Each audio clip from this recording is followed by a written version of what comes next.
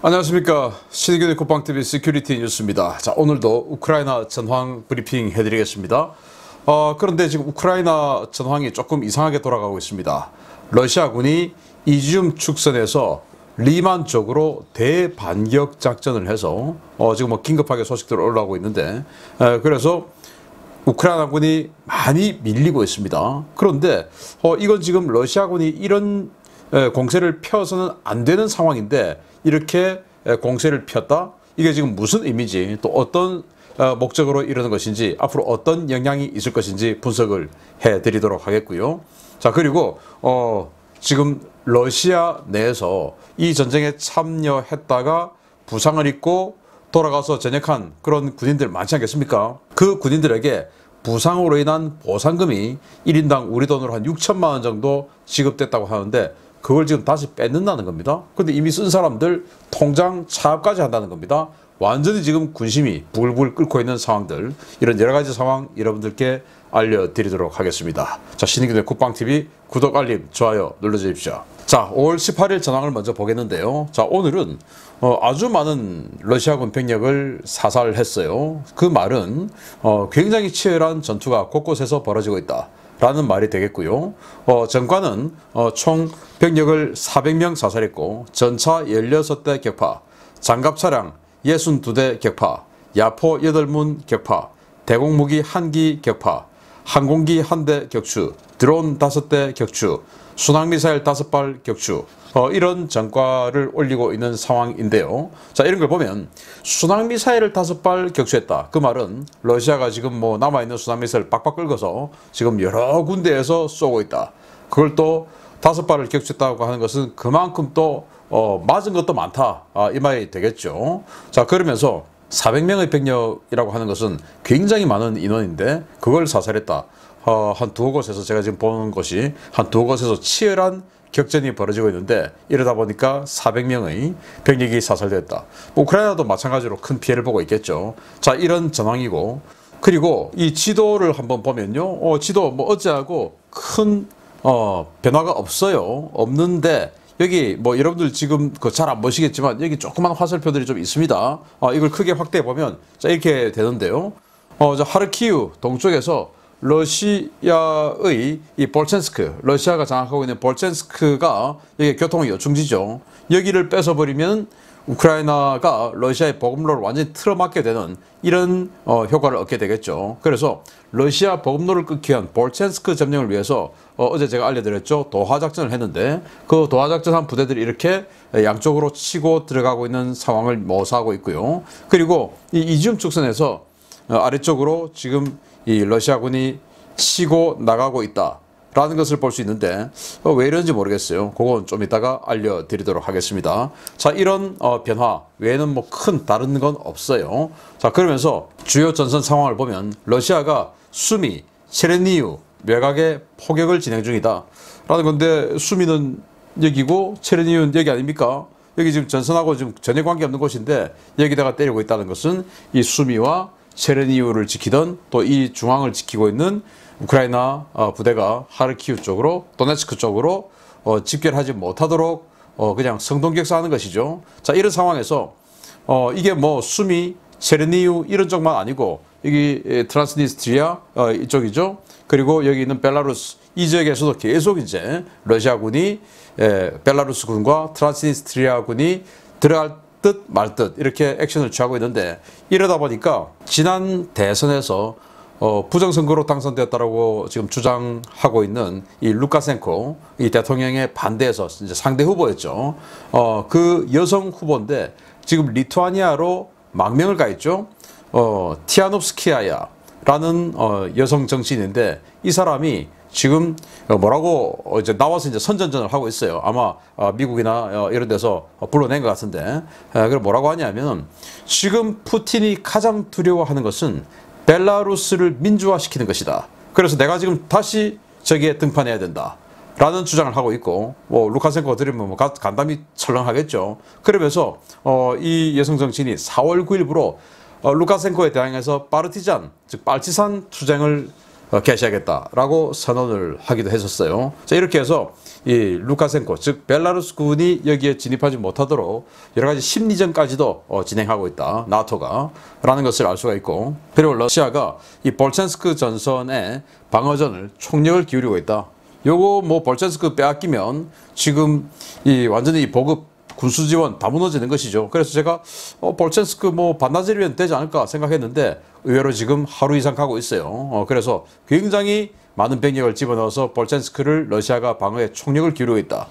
그리고 러시아가 리만 서쪽에 돌파구를 형성했다. 제가 좀 이따가 자세히 알려드리겠는데요. 리만 서북 쪽에 돌파구를 형성했다. 즉 점령지가 생겼다 이겁니다. 우크라이나가 밀렸다 이겁니다. 그리고 러시아가 리만 그리고 세베로도네츠크 전선에 화력 자산을 대폭 강화했다. 어마어마하게 이제 포병과 항공력을 동원해서 이 지역을 때리고 있다. 그리고 러시아가 포파나야 돌출부 이 지역이죠. 여기에다가 공세를 강화하고 있다. 이 포파나야가 바로 여기 아니겠습니까? 여기에서 서쪽으로 공세를 강화하고 있다. 라는 정보가 올라오고 있습니다. 자, 그리고 러시아가 갑자기 뜬금포가 나왔어요. 미콜라이우 전선에 18개 로켓 포대를 전개했다.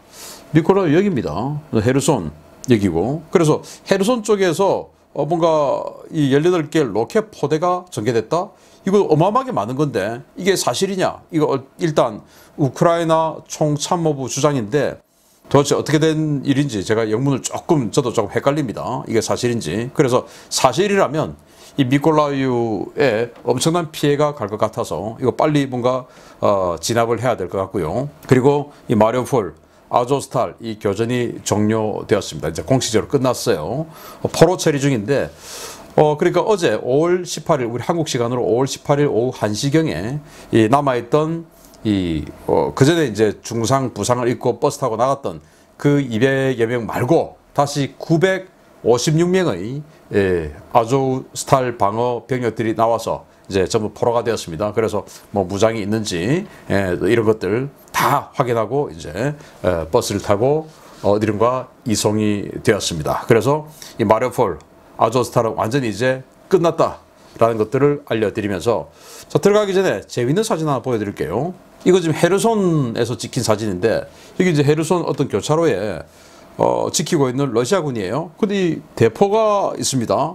야, 이 대포 우리 어디 저기 강화도 가면은 있는 뭐 홍위포 이런 거하고 비슷하게 생겼죠. 이걸 왜 여기다 갖다 놨을까요? 여기 지금 뭐 모래 주머니를 여기다가 이렇게 받쳐놓은 걸로 봐서 뭔가 진동을 억제하려는 진짜 쏘려고 하는 그런 것 같은데 이거 박물관에서 갖고 나왔답니다.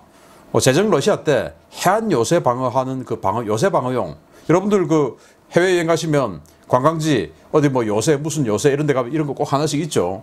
그걸 지금 갖고 나와서 이렇게 교차로에서 어딘가를 겨냥을 하고 있는데 아니 이걸 맥심 기관총 뭐 머신 나강 소총 이런 거 알려드렸는데 그런 거는 완전 우습게 넘기는 이런 정말 홍위포 같은 이런 대포가 등장했습니다. 이거 아주 간단해요. 그냥 여기 막혀있고 전장식 앞에서 포탄을 집어넣기 때문에 뭐 돌이나 이런 거 그냥 집어넣고 화약을 여기다 넣고 심지 여기 심지 넣는 거 있어요. 심지어 불 붙이면 그냥 뻥 하고 돌이라도 그냥 나가는데 돌이라도 한 대 맞으면 험비 같은 차량 한 대 박살나겠죠. 뭐 그런 걸 노리고 하는 건지 그냥 차라리 그냥 기관총을 하나 기관총이 없었나 봅니다. 자, 이렇게 정말 열악하게 헤르손을 지키고 있는 러시아군, 그럴 바에야 집에 가는 게 좋지 않을까라고 생각됩니다. 정말 박물관입니다. 박물관이 살아있다. 우크라이나 전장. 이번 우크라이나 특수군사작전으로 전사하거나 부상을 입은 러시아군 장병들의 숫자는 정확한 숫자조차 집계되지 않을 정도로 엄청나게 많은 것으로 전해졌습니다. 전쟁에서 부상을 입고 구성되어 전역한 장병들에게 막대한 보상금을 약속했던 푸틴이 주머니 사정이 많이 급해진 듯한 작태를 벌이며 장병들의 분노를 사고 있다는 소식입니다. 러시아 정부가 우크라이나 특수군사작전에 참가했다가 부상을 입고 전역한 예비역 장병들에게 지급되었던 보상금 반환을 요구하며 실제로 보상금 반환을 빌미로 계좌 차압 등 황당한 작태를 벌이고 있다고 우크라이나의 러시아어 매체 오보즈레바텔 TV가 현재 시각 5월 17일 보도했습니다. 매체는 우크라이나에 들어온 러시아군 장병들의 의사소통을 위해 개설한 텔레그램 채팅방에서 오고 간 대화 내용을 바탕으로 일부 전역자들을 수소문해 인터뷰한 결과 러시아 정부가 부상자 가운데 부상 정도가 비교적 약한 인원들을 대상으로 기준에 미달된다며 보상금을 환수해 가고 있다고 전했습니다. 해당 보도에 대해 우크라이나 정보국은 부상 장병이 모국의 어머니와 통화한 음성 통화 파일을 공개했는데요. 해당 통화에서 부상 장병은 자신의 보상금이 나왔는지, 또 함께 참전했다가 먼저 부상을 입고 전역한 사촌이 보상금을 제대로 수령했는지 여부를 어머니에게 물으며 돈이 나오더라도 그 돈은 반환해야 하는 돈이기 때문에 사용하지 말라고 당부했습니다. 우크라이나 당국과 통화한 또 다른 상위 군인의 어머니는 내 아들은 3월 25일 어깨에 파편상을 입었고 지금 병원에 있는데 3월 3일 당시 대통령이 피해 경중에 따라 보상금 지불을 약속하고 약 2달 뒤인 4월 29일에 300만 루블이 입금됐다 라면서도 며칠이 안 되어 아들이 퇴원해서 집으로 돌아오자 군 관계자가 찾아와 경상은 보상 대상에서 제외되니 보상금을 반환하라고 요구해 300만 루블을 그대로 빼앗겼다 라고 성토했습니다. 푸틴은 지난 3월 3일 특수군사작전에 참가했다가 부상을 입은 군인들에게 위로금으로 적게는 300만 루블, 많게는 500만 루블을 지급하겠다고 약속했었는데요. 러시아 장병들은 정부가 제멋대로 군인들의 신분을 바꾸어 전쟁에 밀어넣고 월급과 수당도 제대로 지급하지 않는데 무슨 보상금을 주겠냐며 시큰둥한 반응을 보여왔었습니다. 이런 상황에서 경상자들을 대상으로 보상금을 다시 빼앗아가고 있다는 소문이 확산되자 장병들은 격앙된 반응을 보이고 있는데요. 푸틴의 러시아 정부 정말 한 번도 경험해보지 못한 나라를 만들어가고 있습니다. 자, 3월 3일 푸틴 대통령이 직접 이야기했다라는 거예요. 부상자 300만 루블, 중상자 500만 루블. 그래서 이 300만 루블이 얼마냐? 우리 돈으로 한 6천만 원 정도, 뭐 꽤 큰 돈이죠.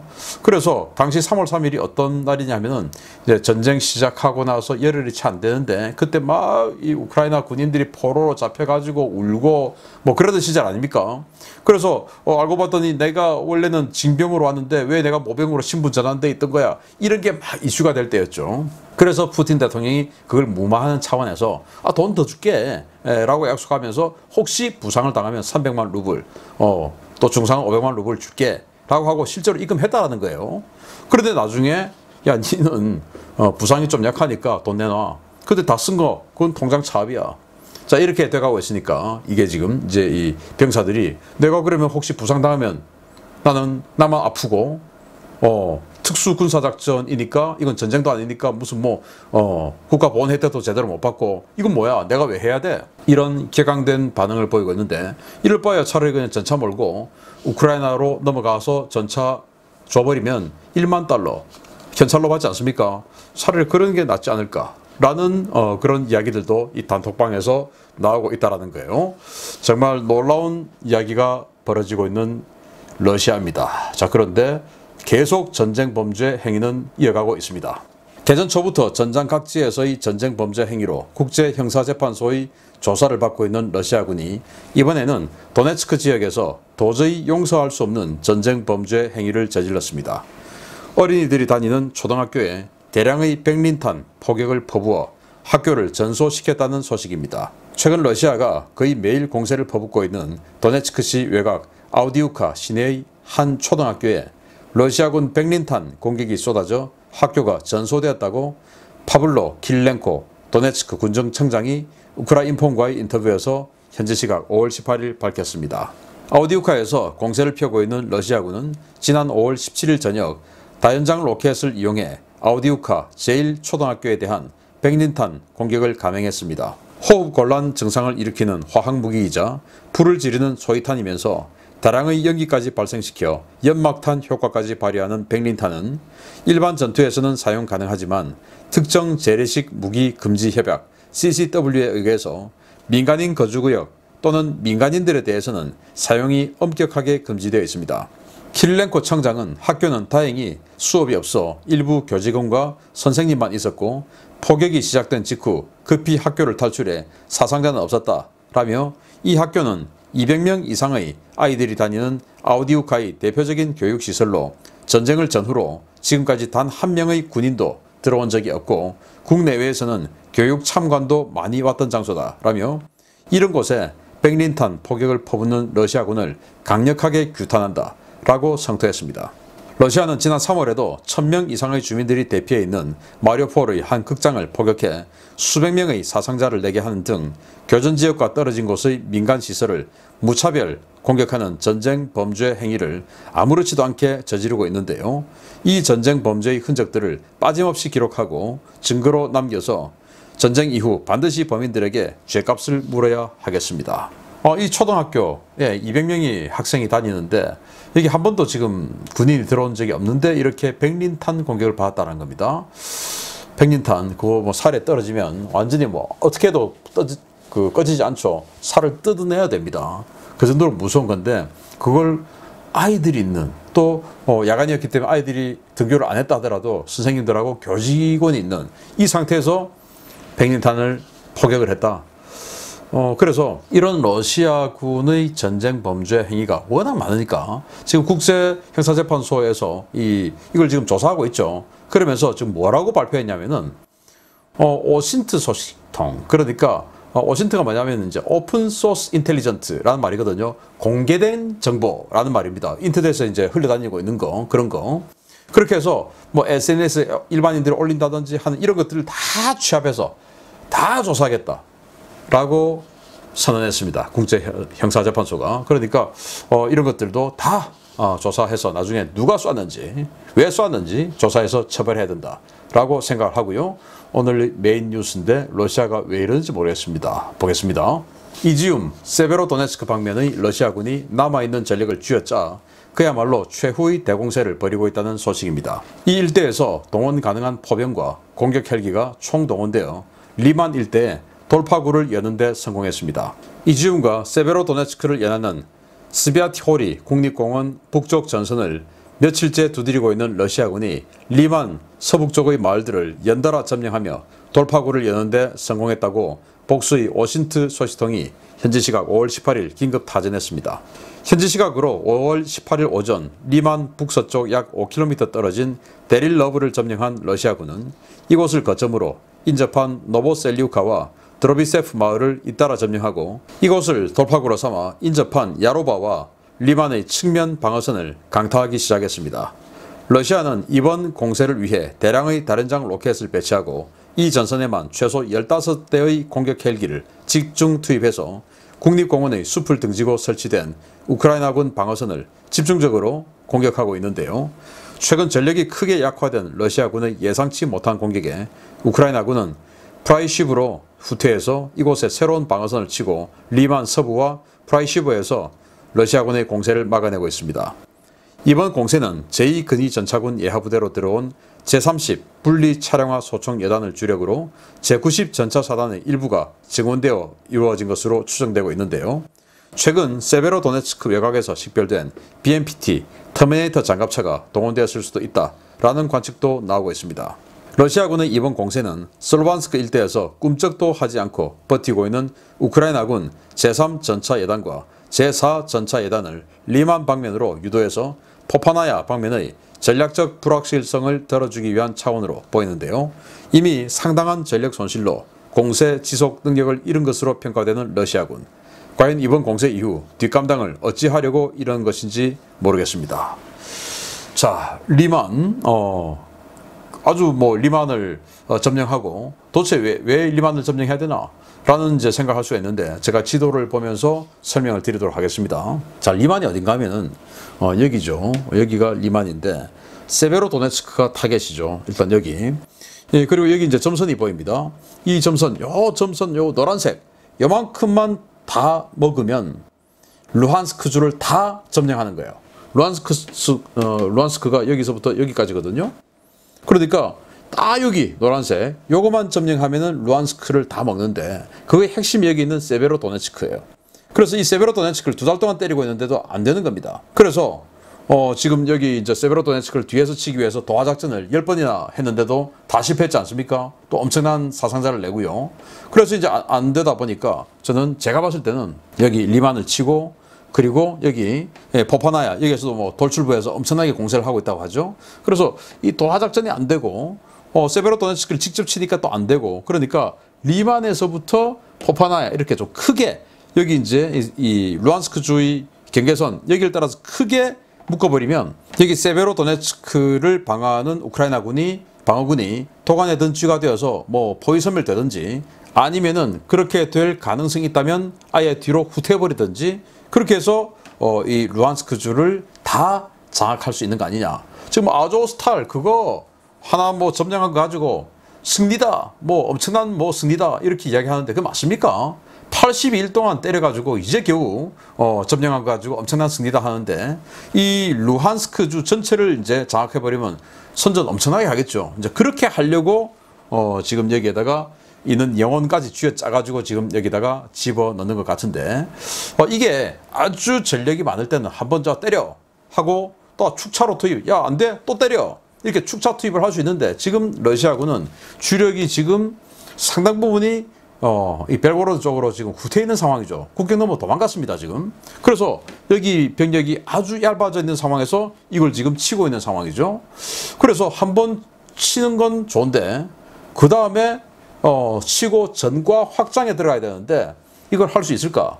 그런 내구력이 있을까? 없다라는 겁니다 제가 봤을 때. 그래서 여기가 리만이에요. 리만이고 그래서 이제 여기를 점령하고 그리고 이 마을을 점령하고 뭐 이런 식으로 여기 세 개의 마을이 있죠. 이 세 개 마을을 점령했다라는 거예요. 점령하고 이제 쑥 들어와서 양쪽으로 지금 이제 원래 첨입 돌파해서 전과 확대 이게 이제 원래 공산주의 전술 아닙니까? 그래서 치고 들어와서 양쪽으로 전과 확대에 들어가는 이런 상황이고 여기가 지금 국립공원 숲이고요. 그래서 리만을 정면에서 때리다가 이제 안 되니까 옆에 있는 이 마을들을 때리고 위에서 리만을 이제 양쪽으로 공격한다. 이제 이런 방법을 쓰고 있는 것 같은데 그럼 왜 이렇게 하냐? 아까 말씀드렸듯이 이 포파나야에서 쭉 연결하는 그런 작전을 장기적으로 하고 그리고 단기적으로는 지금 너무 겁나죠. 왜냐?